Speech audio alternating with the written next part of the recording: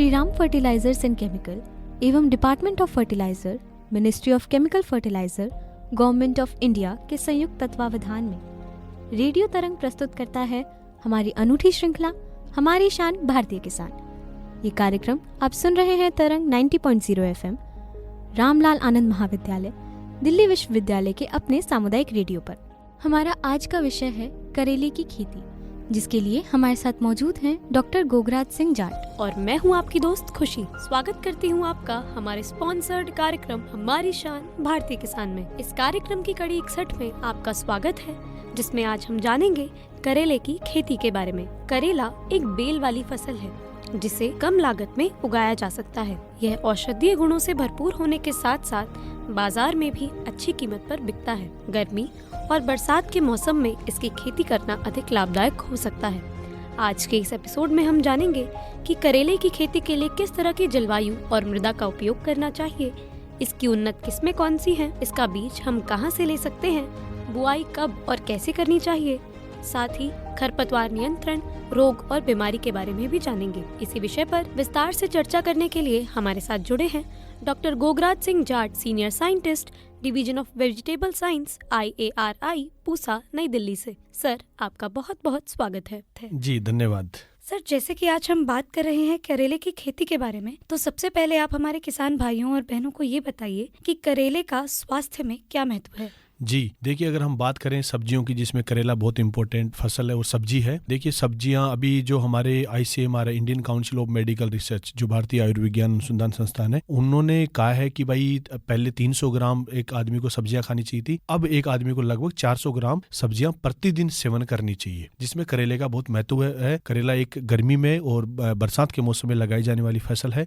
जिसका मानव स्वास्थ्य में बड़ा महत्व है, क्योंकि करेले की सब्जी में क्या होता है कि विटामिन A अच्छा होता है, इसमें विटामिन C भी होता है। इसके अलावा जो सूक्ष्म पोषक तत्व होते हैं, जिसमें सबसे अच्छा स्रोत माना जाता है आयरन का, लोहा तत्व का, और इसके अलावा ये जिंक का भी बहुत अच्छा सोर्स है, और इसके अलावा कैल्शियम का है, फास्फोरस का है और पोटेशियम का, इन सभी का अच्छा स्रोत माना जाता है, जो कि हमारे शरीर निर्माण में सहायक होते हैं। अगर इनके अलावा हम बात करें करेले की, क्योंकि अब आजकल आप देखते हैं कि करेले का लोग बहुत जूस पी रहे हैं, तो जो डायबिटिक, जिनको कहते हैं कि भाई शुगर के जो रोगी हो जाते हैं, उनके लिए करेला एक रामबाण साबित होता है। क्योंकि करेले में क्या होता है, चेरेंटिन नाम का एक रासायनिक पदार्थ होता है, जो हमारे शरीर में, जो खून में जो शुगर का जो लेवल है उसको कम करता है, जिससे कि ब्लड का जो शुगर है वो मेंटेन रहता है। इसलिए हमें सलाह दी जाती है कि भाई करेले का जूस आपको पीना चाहिए, और करेले का जूस अगर आप लौकी के साथ में मिलाकर पी रहे हैं तो बहुत ही अच्छा गुणकारी होता है। तो इस प्रकार से इसके अलावा करेले की आजकल पाउडर के फॉर्म में भी अवेलेबल है, उपलब्ध होता है कि पाउडर जिसको हम चाय के रूप में भी बना के पी सकते हैं। करेले के आजकल कैप्सूल भी आ रहे हैं, जिससे कि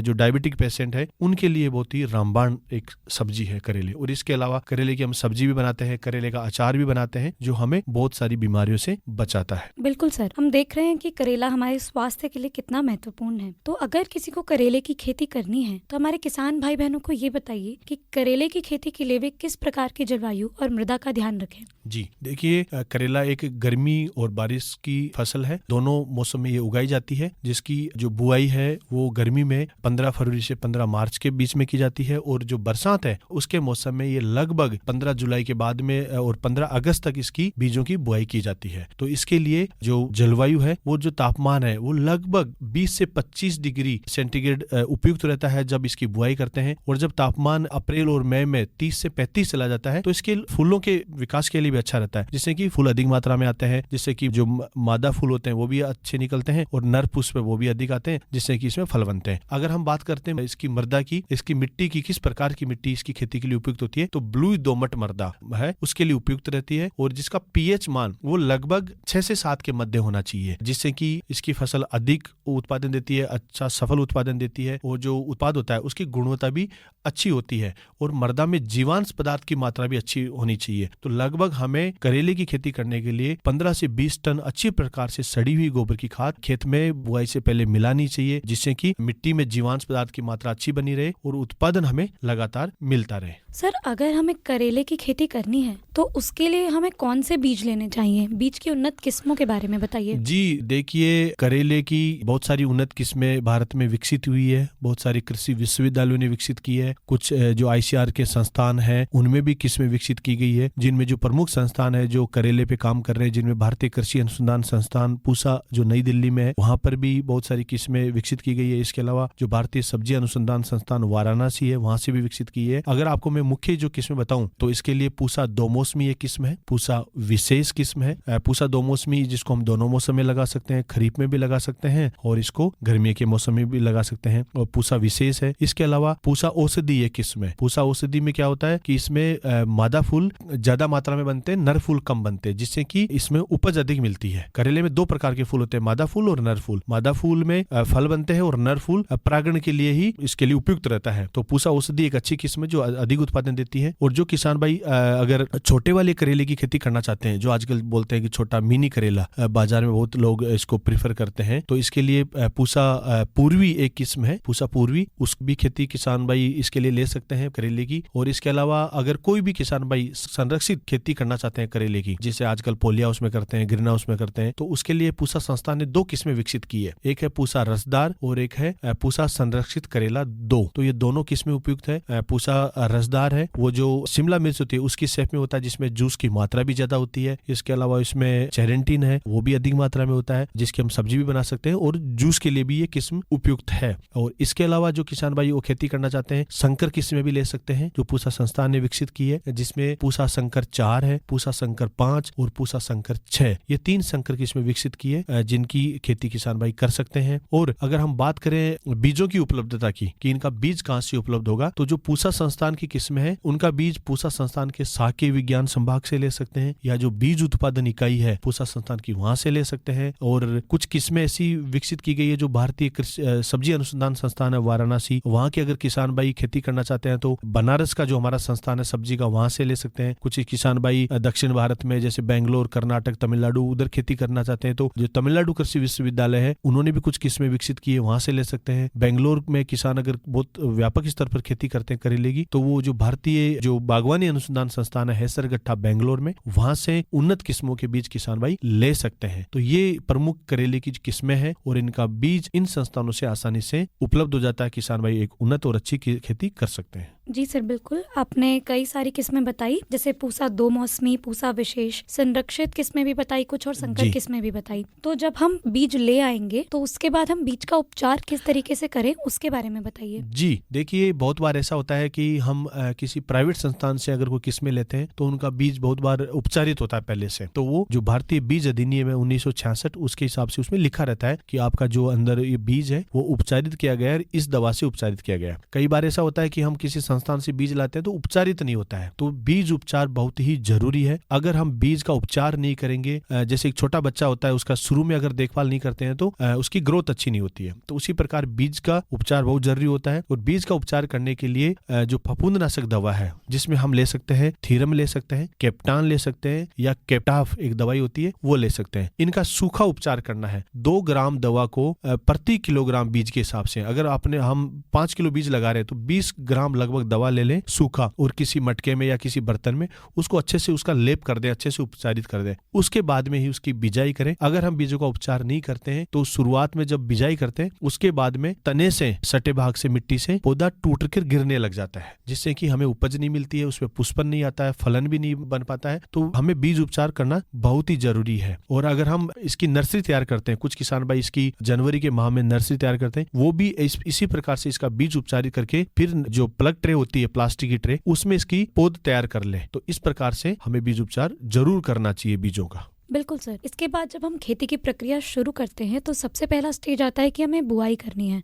जी। तो बुआई करने के लिए पहला तो ये कि हम खेत की तैयारी कैसे करें, जी। और बुआई कब और किस तरीके से की जानी चाहिए, इसके बारे में बताइए। जी देखिए, खेत की तैयारी तो हमें सबसे पहले करना चाहिए कि ये देखना चाहिए कि पिछले जो सीजन है उसमें करेले की खेती तो नहीं की गई है। हमें हमेशा एक ही फसल को बार बार एक खेत में नहीं लगाना चाहिए, क्योंकि अगर बार बार हम लगाते हैं तो उसमें बहुत सारी कीड़े मकोड़े बीमारियां आने का ज्यादा उसमें चांस रहता है। तो हमें ऐसे खेत का चयन करना चाहिए जिसमें पहले करेले की फसल नहीं लगी हुई होनी चाहिए। और दूसरी बात है कि जिसमें कार्बनिक पदार्थ अधिक मात्रा में हो ऐसे खेत में, क्योंकि जिससे पौधों की वृद्धि अच्छी होगी। और उसके बाद में हमें खेत को गहरी जुताई करनी चाहिए। जो कल्टीवेटर आता है उससे 2 जुताई करें, उसके बाद में पाटा चलाकर खेत को समतल करना चाहिए। जो जुताई की जो गहराई होती है वो लगभग 20 सेंटीमीटर जरूर होनी चाहिए, जिससे क्या होता है कि जो कीट होते हैं, पतंग होते हैं, उनके जो लार्वा होते हैं मिट्टी में छुपे रहते हैं वो बाहर निकल जाते हैं, जिससे कि पक्षी अपने भोजन के रूप में उनको खा जाते हैं और वो गर्मी से मर जाते हैं, जिससे कि फसलों के लिए अच्छा रहता है और आगे कीट और बीमारी लगने का भी कम चांसेस रहते हैं उसके। तो हमें गहरी जुताई करने के बाद पाटा लगाकर उसको समतल कर लेना चाहिए। और करेले की खेती करने के लिए नालियां बनाई जाती है। जो नालियां हैं उनकी जो दिशा है वो जो नॉर्थ और साउथ उस हिसाब से हमें बनानी चाहिए, उत्तर और दक्षिणी दिशा में बनानी चाहिए। और जो पश्चिमी दिशा में हमें उसकी बुआई करनी चाहिए। जो नालियां हैं, एक नाली से दूसरी नाली की जो दूरी है वो लगभग 4 मीटर रखनी चाहिए, जिससे कि दोनों नाली के दोनों तरफ हम करेले की बिजाई कर सकें। तो नाली की जो गहराई है वो लगभग 25-30 सेंटीमीटर होनी चाहिए और जो चौड़ाई है वो लगभग 40 सेंटीमीटर होनी चाहिए। और दोनों तरफ नाली के अंदर बीजों की बिजाई करनी चाहिए और उसके बाद में उसमें पानी लगा देना चाहिए। या हम ये भी कर सकते हैं किसान भाई कि पहले पानी लगा दें और 2 दिन के बाद में तीसरे दिन जब उसमें नमी अच्छे लेवल में आ जाए कि इसमें बिजाई हम कर सकते हैं, तो हाथ से एक बीज की बिजाई करनी चाहिए। और एक बीज से मतलब पौधे से पौधे की जो दूरी है वो लगभग 40 से 45 सेंटीमीटर हम रखते हैं। और जो नाली होती है उसकी एक नाली से दूसरी नाली की दूरी 4 मीटर हमें रखनी चाहिए, जिससे दोनों तरफ से बेल की बढ़वार आसानी से हो जाती है। और जो दूसरा तरीका होता है किसान भाई जो करेले की खेती करते हैं वो उठी हुई क्यारियों पर इसकी खेती करते हैं, जिनको हम बोलते हैं बेड उठी हुई। तो उनकी लगभग 15 सेंटीमीटर उठे हुए बेड तैयार करनी चाहिए और उन पर की जो चौड़ाई होती है वो लगभग 1.5 से 2 मीटर होनी चाहिए, जिससे कि 2 कतार में हम इसकी बिजाई कर सकें। और इसमें जब हम बेड पर इसकी बिजाई करते हैं तो हमें ड्रिप में करना चाहिए। ड्रिप जो पाइपलाइन होती है वो बिछाकर जहां पर पानी की बूंद गिर रही है उसी जगह पे हमें बिजाई करनी चाहिए बीज की। और जो एक ड्रिपर से जो दूसरे ड्रिपर की जो दूरी होती है वो लगभग 30 सेंटीमीटर हमें रखनी चाहिए, जिससे कि कई लाभ होते हैं। ड्रिप से अगर हम करेले की खेती करते हैं तो ड्रिप में हम जो घुलनशील उर्वरक होते हैं उसको हम ड्रिप से दे सकते हैं, जो सीधा पौधे की जड़ में जाएगा और पौधे को अच्छी ग्रोथ देगा, उसकी अच्छी वृद्धि होगी, फलन अच्छा होगा, उसका पुष्पन अच्छा होगा। और इसमें क्या होता है कि जो फर्टिलाइजर होगा हमारा खाद उर्वरक उनका भी वेस्ट नहीं होगा, वो भी हमें अधिक मात्रा में नहीं लगाने पड़ेंगे। तो इस प्रकार से किसान खेत की तैयारी करके और आसानी से इनकी बिजाई कर सकते हैं। बिल्कुल सर। अब बीज की बुआई करने के बाद हमें ये भी चाहिए कि हमारी फसल का उत्पादन बहुत अच्छे तरीके से हो सके। तो अच्छे तरीके से होने के लिए जरूरी है कि उसमें पोषक तत्व सही मात्रा में हो। तो हम किस तरीके से पोषक तत्वों का प्रबंधन करें करेले की खेती में जिससे कि हमारी फसल बहुत बेहतर हो? जी देखिए, अगर करेले की खेती हम करना चाहते हैं तो मैंने जो पहले भी बताया था कि हमें लगभग 15 से 20 टन अच्छी प्रकार से सड़ी हुई गोबर की खाद लेनी चाहिए प्रति हेक्टेयर के हिसाब से। अगर हम 1 हेक्टेयर में कर रहे हैं तो 15 से 20 टन सड़ी हुई गोबर की खाद खेत की जो तैयारी करते हैं उससे पहले मिला देना चाहिए। फिर उसकी खाद को गहरी जुताई करके, जो रोटावेटर कल्टीवेटर होता है उससे गहरी जुताई करके और उसको अच्छी प्रकार से मृदा में मिला देना चाहिए, जिससे कि जीवांश की मात्रा अच्छी बढ़ जाती है। अगर हम बात करते हैं रासायनिक उर्वरकों की तो उसकी भी आवश्यकता करेले की फसल को होती है, जिसमें रासायनिक उर्वरक है उसमें नाइट्रोजन, फास्फोरस और पोटास, ये 3 मुख्य उर्वरक हैं जो कि हर फसल को चाहिए होते हैं। तो करेले की फसल में लगभग 60 से 80 किलोग्राम नाइट्रोजन, 50 से 60 किलोग्राम फास्फोरस और लगभग 50 से 60 किलोग्राम ही पोटास की जरूरत होती है। जो नाइट्रोजन की मात्रा होती है वो हम यूरिया से भी दे सकते हैं। इसके अलावा जो डीएपी होता है, डाई अमोनियम फास्फेट, उससे भी दे सकते हैं। तो इस मात्रा में हमें खेत में डालनी चाहिए। तो नाइट्रोजन की जो मात्रा होती है 2 भागों में उसको विभाजित कर लेना चाहिए। आधी मात्रा खेत की तैयारी करते समय डालनी चाहिए और जो आधी मात्रा बचती है उसको बिजाई के लगभग 30 से 35 दिन बाद में, जो आधी मात्रा बचती है उसके भी 2 भाग करके 30 से 35 दिन बाद में और 45 से 50 दिन बाद में 2 बार सिंचाई के साथ डालनी चाहिए, जिससे कि पौधों की वृद्धि हो और उसमें फलन अधिक हो। और बात है फास्फोरस और पोटास की, वो खेत की तैयारी के समय ही पूरी मात्रा खेत में डाल देना चाहिए। लेकिन किसान भाई क्या करते हैं, करेले की खेती जब नालियों में करते हैं तो पूरे खेत में वो उर्वरक और खाद डाल देते हैं। जब भी किसान भाई नालियां बना रहे हैं तो उसी समय नालियों में ही खाद की मात्रा थोड़ी ज्यादा डालनी चाहिए, जिससे कि उसमें पानी लगेगा तो उसमें घुल कर सीधा पौधों की जड़ों में जाएगा वो उर्वरक। इस प्रकार से किसान भाई खाद व उर्वरकों का प्रबंधन कर सकते हैं। लेकिन मैं एक बात बताना चाहूंगा चाहूंगा, जब भी गोबर की खाद का प्रयोग करें या जो भी कंपोस्ट कहीं से ले, वो अच्छी प्रकार से सड़ी हुई होनी चाहिए। अगर वो सड़ी हुई नहीं रहेगी तो फसल में दीमक का प्रकोप ज्यादा हो जाएगा, फिर उसको कंट्रोल करना बहुत मुश्किल होता है। तो अच्छी प्रकार से सड़ी हुई गोबर की खाद लें, उसके बाद में ही करेले की बिजाई करें। जी। सर, जैसा कि अभी आपने बात की दीमक की, तो इसी से जुड़ा अगला सवाल है कि जब हम करेले की खेती करते हैं तो उसमें किस तरीके के और कीट और बीमारी लगने की संभावना होती है, उनका नियंत्रण हम किस तरीके से कर सकते हैं? जी देखिए, अगर हम करेले की बात करें तो करेले में 2-3 प्रकार के मुख्य जो कीट होते हैं। पहला जो कीट होता है वो होता है रेड पंपकिन बिटल, जिसको हम कद्दू का लाल भरंग भी बोलते हैं।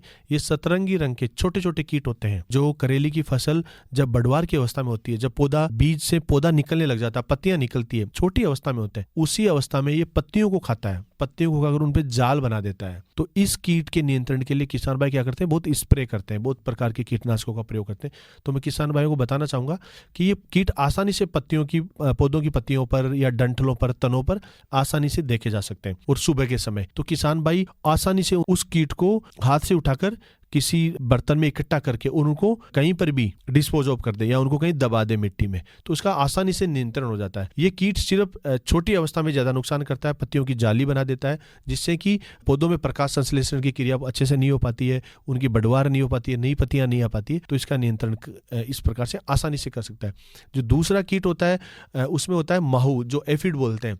अभी क्या हो रहा है कि उत्तर भारत के मैदानी भागों में आप देख रहे हैं कि सरसों की कटाई हो रही है, तो उसमें माहू और चेपा जिसको बोलते हैं, जो हमारी कभी कभी आंखों में भी गिर जाता है, वो करेले की फसल में पत्तियों पर, तनों पर, जिस भी पौधे के भाग पर बैठता है उनका रस चूसता है, जिससे कि पौधा धीरे धीरे सूखने लग जाता है, पीला पड़ जाता है, कुरकुरी हो जाती है पत्तियां उसकी, जिससे कि पूरा पौधा नष्ट हो जाता है। तो इसके नियंत्रण के लिए हमें या तो हम साफ पानी का तेज रफ्तार से स्प्रे कर दें, जिससे कि वो कीट पत्तियों से गिर जाए और नष्ट हो जाए।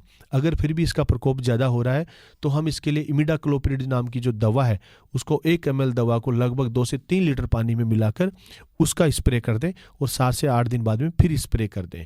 तो इस कीट से हम आसानी से नियंत्रण पा सकते हैं।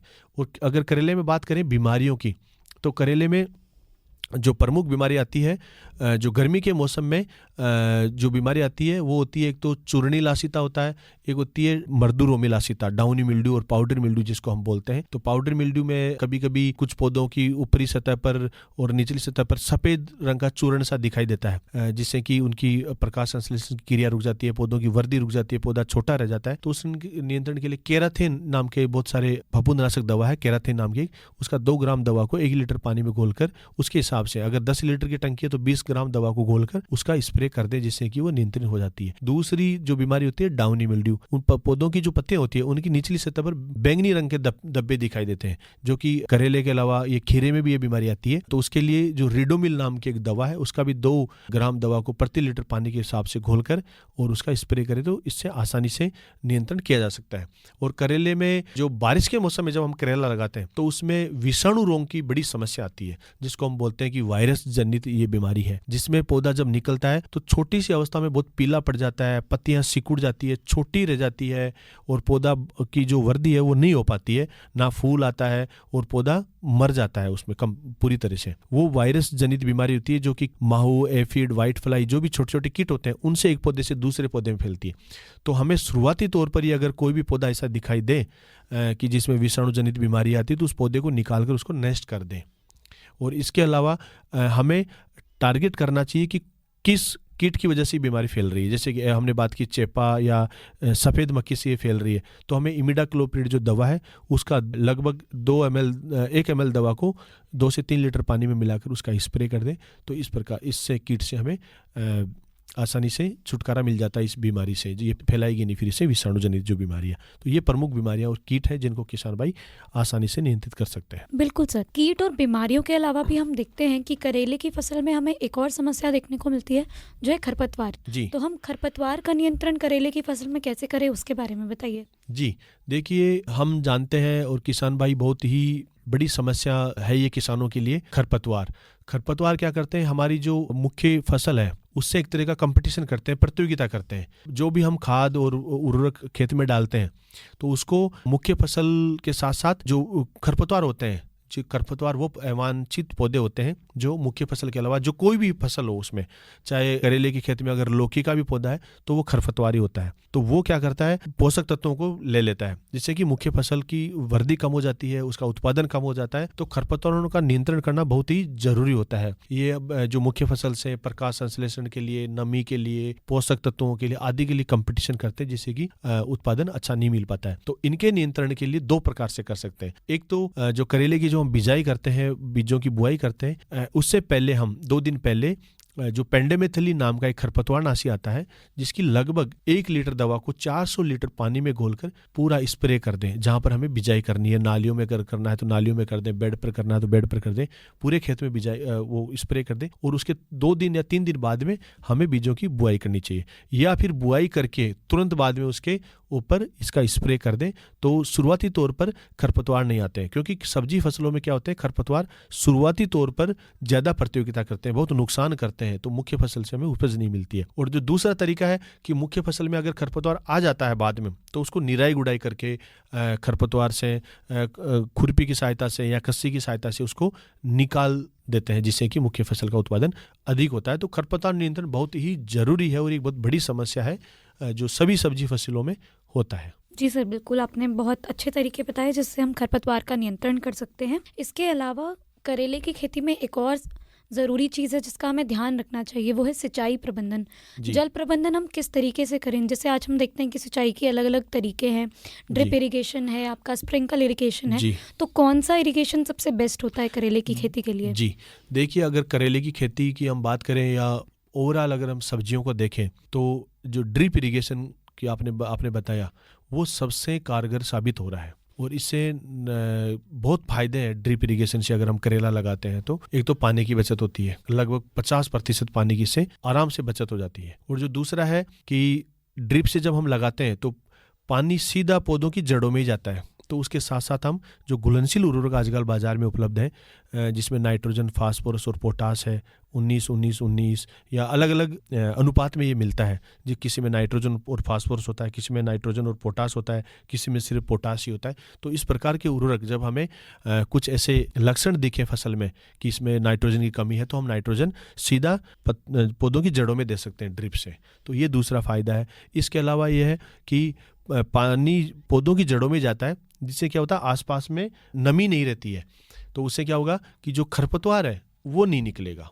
तो खरपतवार नियंत्रण भी इसे आसानी से हम कर सकते हैं। और अगर हम सिंचाई की बात करें तो सिंचाई ड्रिप से करनी चाहिए। और जब हमें नमी की कमी लगे खेत में तो हमें पानी लगाना चाहिए। जो नालियों में है, गर्मियों के मौसम में लगभग 3 से 4 दिन के अंतराल पर सिंचाई करनी चाहिए। और बारिश के मौसम में अगर बारिश ज़्यादा हो रही है तो सिंचाई नहीं करनी चाहिए, क्योंकि ज़्यादा पानी भर जाता है तो उनकी जो करेले की पौधे होती है उनकी जड़ों में गलन होने लग जाती है, सड़ने लग जाती है और पौधा मरने लग जाता है। तो सिंचाई ज़्यादा भी नहीं करनी चाहिए, 3 से 4 दिन गर्मियों में करनी चाहिए और बारिश के मौसम में 6 से 7 दिन के अंतराल पर करना चाहिए। बिल्कुल सर। इसके बाद जब करेला पूरी तरीके से तैयार हो जाता है तो फलों की तुड़ाई और ग्रेडिंग हम किस तरीके से करें, इसके बारे में बताइए। जी देखिए, इनकी जो तुड़ाई करते हैं वो हम किसान भाई मुख्यतः सुबह के समय में करते हैं। तो हम जब भी इनकी तुड़ाई करते हैं तो एक जो प्रॉपर जो किस्म के हिसाब से किसान भाई को ये जान लेना चाहिए कि इस किस्म का फल कितना लंबा होता है, कितना मोटाई होती है, कितनी लंबाई होती है और किस रंग का होता है, ये उसी हिसाब से तुड़ाई करना चाहिए। किसान भाई क्या करते हैं कि कुछ ऐसी फसलें, ऐसी किस्में होती हैं जिनका फल बहुत लंबा होता है, तो वो जल्दी तुड़ाई कर लेते हैं, जिससे कि उत्पादन उनको अच्छे से नहीं मिल पाता है। तो फसल के अनुरूप उसकी लंबाई चौड़ाई कितना होता है फल की, उसके हिसाब से करना चाहिए। और जब भी हम तुड़ाई करें, जो फल होते हैं उनको हमेशा प्लास्टिक के कैरेट या प्लास्टिक के बर्तन में रखें। किसान भाई क्या करते हैं कि नालियों में रख देते हैं, जिससे मिट्टी चिपक जाती है, फिर वो हटती नहीं है। तो उससे बाजार में जब हम बेचते हैं तो हमें उसका दाम अच्छे से नहीं मिल पाता है और फल जल्दी सड़ने लग जाते हैं। वो जो सूक्ष्म जीव उनके कांटेक्ट में आ जाता है, माइक्रो ऑर्गेनिज्म, तो फल सड़ने लग जाते हैं। तो हमें वो करना चाहिए। दूसरा ये है कि फलों की ग्रेडिंग करके ही बाजार में लेना चाहिए। ग्रेडिंग करने के लिए हमें साइज और शेप के हिसाब से हम कर सकते हैं। अगर कोई वैरायटी में दूसरी किस्म के अगर कोई पौधे आ जाते हैं या बीज मिक्स हो जाते हैं तो हमें उनको निकाल देना चाहिए, और एक ही साइज के जो अच्छे फल हैं उनको अलग करना चाहिए, मीडियम साइज के अलग करना चाहिए, और जो फल टेढ़े मेढ़े कटे फटे हों उनको अलग कर करके बाजार में ले जाना चाहिए, जिससे कि हमें जो हमारा मुख्य उत्पादन है उसका मूल्य अच्छा मिल जाए। तो इस प्रकार से हमें ग्रेडिंग करनी चाहिए और फिर बाजार में उनको अच्छे से पैक करके या किसी कैरेट में प्लास्टिक के उसमें डाल के फिर हमें बाजार तक पहुंचाना चाहिए। बिल्कुल सर, आज आपने करेले की खेती के बारे में इतनी महत्वपूर्ण जानकारी हमारे साथ साझा की। कार्यक्रम के अंत में जाते जाते मैं आपसे जानना चाहूँगी कि आप हमारे किसान भाइयों और बहनों को क्या सलाह देना चाहेंगे। जी देखिए, मैं किसान भाइयों को ये सलाह देना चाहता हूँ कि करेला एक ऐसी फसल है जो कभी भी शायद आपने नहीं सुना होगा कि कोई किसान भाई अगर किसी ने करेला लगाया और उसको नुकसान हो गया हो। जैसे कुछ ऐसी सब्जी फसलें होती हैं कि उनका बाजार में भाव कभी कभी तो 100 रुपये किलो भी होता है और कभी कभी वो 2 रुपये किलो में भी नहीं बिक, लेकिन आप देखते हैं कि करेला एक ऐसी फसल है जिसका आपको बाजार में किसान भाई आसानी से लगभग 20-30 रुपये 35-40 रुपये किलो में करेला बेच देते हैं। तो करेले की जब भी कहीं भी किसान भाई कोई भी खेती करना चाहते हैं तो सबसे पहली सलाह तो यह है कि खेत है उसकी मिट्टी की जरूर जांच कराएं, मिट्टी में कौन कौन से पोषक तत्वों की कमी है उस पोषक तत्वों की पूर्ति करें। मिट्टी की जांच कराने के लिए जो आसपास के जो कृषि विज्ञान केंद्र है या मृदा प्रयोगशाला है या कृषि विश्वविद्यालय की जो मृदा प्रयोगशाला है वहाँ से मिट्टी की जरूर जांच करा लें। और जो दूसरी बात है कि अच्छी किस्मों का चयन करें। आजकल गाइनोसियस आधारित किस्में आ रही है करेले की जिनमें मादा फूल ज़्यादा आते हैं नर फूल कम आते हैं, जिससे कि किसानों को अधिक उत्पादन मिल सके। तो ऐसी किस्मों का किसान भाई चयन करें, सिंचाई समय पर करें और हो सके तो ड्रिप प्रणाली से करेले की खेती करें जिससे कि अधिक उत्पादन मिले। और करेले के जो पौधे होते हैं उनको ट्रेलिंग जरूर करें। ट्रेलिंग का मतलब हो गया कि उनको बांध अगर बांधते हैं तो लगभग 20 से 30% उत्पादन बढ़ जाता है। कुछ किसान भाई जो बेल होती है करेले की उनको जमीन पर ही रखते हैं और उनको अगर सपोर्ट दे देंगे, बांध देंगे बांस के ऊपर तार बांध के तो और धागे से, तो ऊपर की तरफ अगर जाएगा वो जालीनुमा, या फिर मचान बनाकर अगर करेले की खेती करते हैं तो उत्पादन जरूर बढ़ेगा। और बीज का हमेशा उपचार करना चाहिए। तो यही किसान भाइयों को सलाह है मेरी। आपका बहुत बहुत धन्यवाद सर। जी, अभी आपने सुना करेले की खेती पर हमारा एक खास कार्यक्रम। ऐसे ही और कार्यक्रमों के लिए हमसे जुड़े रहिए रेडियो तरंग पर। हम फिर हाजिर होंगे हमारी शान भारतीय किसान के एक नए एपिसोड के साथ। तब तक के लिए हमें दीजिए अनुमति। नमस्कार। अभी आप सुन रहे थे हमारी अनूठी श्रृंखला हमारी शान भारतीय किसान, जिसके प्रायोजक हैं Shri Ram fertilisers and chemical एवं department of fertilisers, ministry of chemical fertiliser, government of India, और इसके प्रस्तुत करता है रेडियो तरंग 90.0 FM। हम उम्मीद करते हैं आपको हमारी आज की ये कड़ी पसंद आई होगी। यदि आपका इस कार्यक्रम से जुड़ा कोई सवाल या सुझाव हो तो आप हमें ईमेल कर सकते हैं। हमारी ईमेल आईडी है radiotarang@rla.du.ac.in, या आप हमें मैसेज कर सकते हैं हमारे फेसबुक पेज पर। हमारी फेसबुक आईडी है तरंग 90.0 FM। कार्यक्रम की संचालक हैं श्रुति और कार्यक्रम का संपादन किया है फरजीन सुल्तान ने, और इस कार्यक्रम के मार्गदर्शक हैं प्रोफेसर राकेश कुमार।